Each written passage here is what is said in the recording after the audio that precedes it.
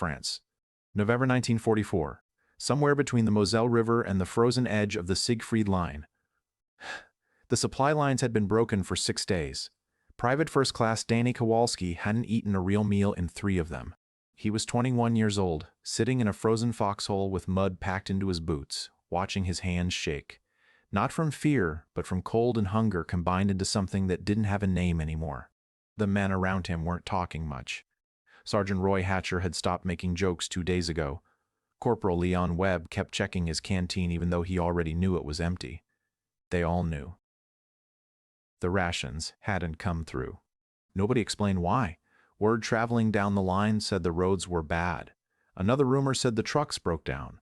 Another said the fuel got rerouted somewhere else, somewhere more important. The men in the foxholes didn't argue about which rumor was true. They just sat there, getting colder. 3 miles behind the front line, inside a requisitioned French farmhouse that had been transformed into a forward command post, the story was different. Very different. Lieutenant Colonel Marcus Doyle had arranged things carefully. The farmhouse had been cleaned. Actual furniture had been sourced from somewhere. A long wooden table sat in the main room, covered with a cloth. On top of it, canned goods from reserve stores, bread, canned meat, even a bottle of French wine that someone had located from a cellar. Doyle's staff officers ate twice a day, sometimes 3 times. They had heat. Private First Class Kowalski's foxhole had neither. Captain Frank Mercer, a liaison officer passing through the area, saw the farmhouse setup when he arrived to deliver paperwork on the afternoon of November 14th. He stood in the doorway for a moment, looked at the table, looked at the officers eating, looked at the warm lamplight. He said nothing. He delivered the paperwork. He got back in his jeep. He drove back toward the front, but he couldn't stop thinking about it. Mercer found Lieutenant Bernard Trask at a field command tent about 2 kilometers from where Kowalski and the others were dug in. Trask was a straightforward man, the kind who kept records of everything and never threw paperwork away. Mercer sat down across from him. "You know what's happening at the Doyle post?" Mercer said. Trask looked up. "They've got a full table back there," Mercer said. "White cloth, wine, the whole thing. Meanwhile, the men forward of us haven't had rations in 3 days. Trask was quiet for a moment. "How many men?" he said. "At least 2 companies. Maybe more." Trask looked down at the table, then back up. "That's not a supply failure," he said quietly.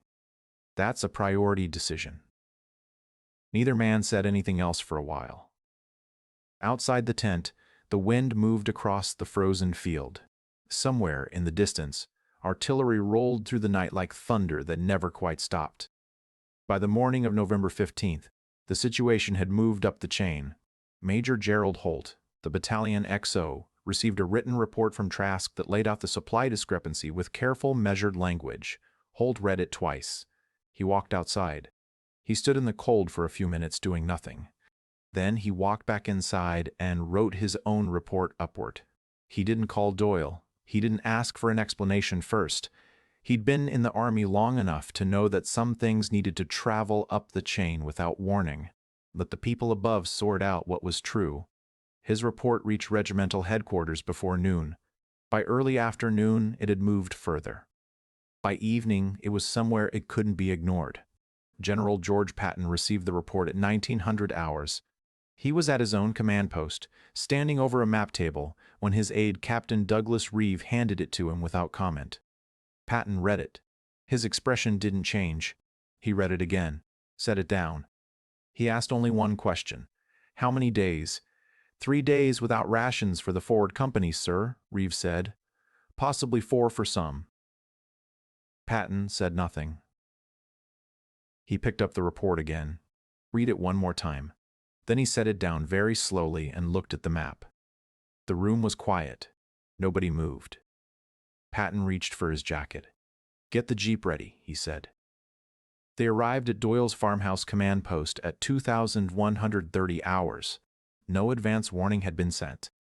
When the jeep pulled up and the men outside saw who was stepping out of it, one soldier actually took a step backward without meaning to. A sergeant near the door straightened so fast he nearly knocked over the man beside him. Patton walked inside. The warmth of the room was the first thing that hit him.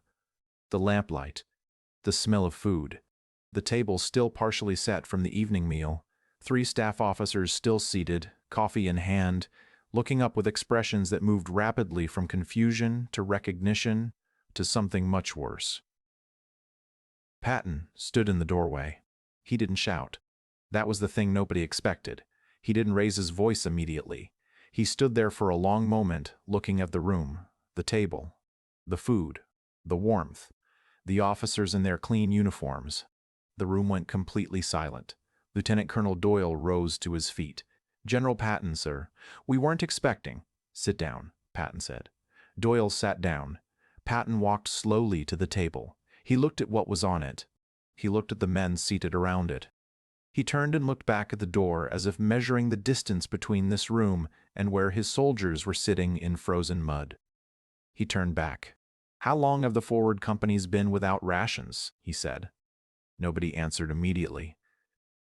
"I asked a question," Patton said. His voice was completely level. That was the frightening part. There was no anger in the sound of it. There was something far quieter and far more dangerous. Doyle straightened.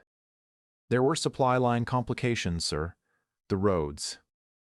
"I know about the roads," Patton said. "I asked how long the men have gone without food." Silence. 3 days, sir," one of the staff officers finally said. His name was Captain Gerald Moss. He said it like a man confessing something in a church. 3 days, Patton repeated. He looked at the table again. "And during those 3 days," he said, "this table was never empty." It wasn't a question. Nobody answered. Patton pulled a chair out from the table and sat down, which was the last thing anyone in the room expected him to do. He sat down, folded his hands in front of him, and looked at Doyle with an expression that was completely controlled and utterly devastating. "Here's what I know about soldiers," Patton said. "When a man hasn't eaten in 3 days and he's sitting in frozen ground watching artillery light up the sky, he doesn't need a speech. He doesn't need a general. He needs food. He needs to know that the people behind him haven't forgotten that he's out there." He paused. "When he doesn't get that, something breaks. Not his body, something else." The room stayed silent. "You broke something tonight," Patton said to Doyle. "You broke it in men who are depending on you to hold it together. And they don't even know your name. They're just sitting out there in the dark wondering why their rations haven't come. They're not angry. They're not even complaining. They're just waiting." Doyle's jaw was tight. "Sir, the logistical situation was what?" Patton said. "Was bad enough to stop rations from reaching the front, but not bad enough to stop wine from reaching this table?" The silence that followed was absolute. Patton stood up. "By 0600 tomorrow morning," he said, "every man in those forward companies will have eaten. I don't care what it takes. I don't care who drives the trucks or what roads they use. I don't care if someone has to carry the rations on foot." He looked at each officer in the room, one at a time. "Do you understand me?" "Yes, sir," the room said. "Not all at once, but close enough." Patton looked at Doyle one more time. "An officer's job," he said, "is to make sure his men can fight. A man who cannot stand up from hunger cannot fight. Everything else, everything, comes after that. If you have forgotten that, then you have forgotten why you're wearing that uniform." He picked up his cap. "Good night, gentlemen." He walked out. By 05:30 the next morning, trucks were moving. Sergeant Hatcher heard them before he saw them, engine sounds coming through the gray frozen dawn getting louder.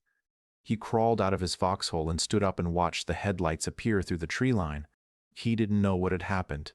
He didn't know about the farmhouse, or the table, or the wine, or Patton sitting down in that quiet, devastating way and saying things that no one in that room would ever fully forget. He just saw the trucks. Kowalski climbed up beside him, still half asleep, and watched them come. "Is that—" Kowalski started. "Yeah," Hatcher said. They didn't say anything else. Patton never mentioned the incident publicly. It didn't become a famous story. It didn't appear in headlines.